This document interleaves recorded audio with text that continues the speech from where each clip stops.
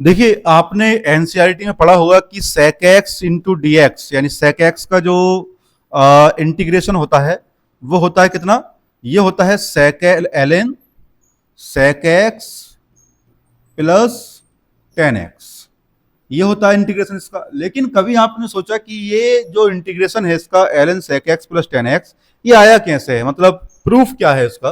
तो इसी का प्रूफ हम करने वाले हैं।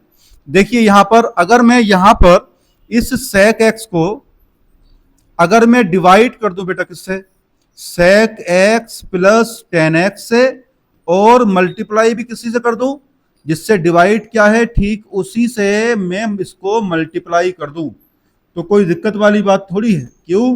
क्योंकि इससे कैंसिल हो जाएगा, वापस से ठीक वैसे ही हो जाएगा। अब देखिए यहां पर हमारा dx है।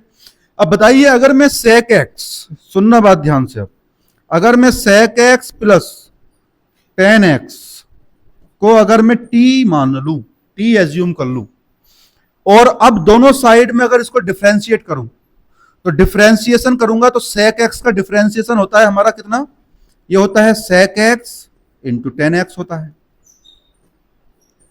और tan x का जो डिफरेंशिएशन होता है हमारा, ये होता है हमारा sec स्क्वायर x, और यहां पर कितना हो जाएगा, ये हो जाएगा dx, और इधर हो जाएगा कितना, dt। अब देखो ध्यान से, इन दोनों में कॉमन क्या है, इन दोनों में अगर आप गौर से देखेंगे तो इन दोनों में कॉमन है हमारा sec x। तो यहां कितना बचा बताइए, यहां बचा tan x, देखो यहां बचा tan x, और यहां से एक पावर मैंने कॉमन ले ली, तो यहां पर एक पावर तो बचेगी ना, sec x into D x बराबर डी टी हो गया।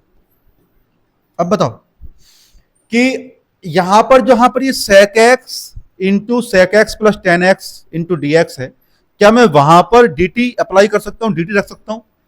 ऑफकोर्स देखिए वही dt के बराबर है, तो मैं यहां पर एक काम करता हूं कि यहां पर देखिए इस पूरे की जगह पर तो कितना आ गया मेरा, ये हो गया dt, और मैंने sec x plus tan x को कितना माना था, t माना था।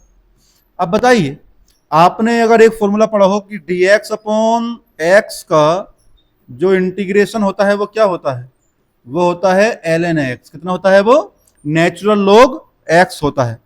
तो ऐसे ही हम यहां पर करने वाले हैं। यहां पर जो ये हमारा sec x into D x का जो हमारा इंटीग्रेशन आया, वो किसके इक्वल आया, वो आया हमारा dt अपॉन टी के इक्वल आया। यहां से सपोज ये sec x into D x के इक्वल ही तो है ये।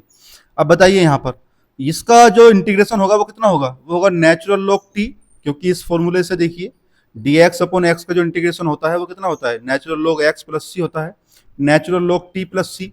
अब आपको t का वैल्यू तो पता है ना, t का वैल्यू देखो यहां पर दे रखा है, कितना t का वैल्यू हमने माना था, हमने sec x plus tan x को t माना था, तो t की जगह रख दो कितना, sec x plus tan x और प्लस c।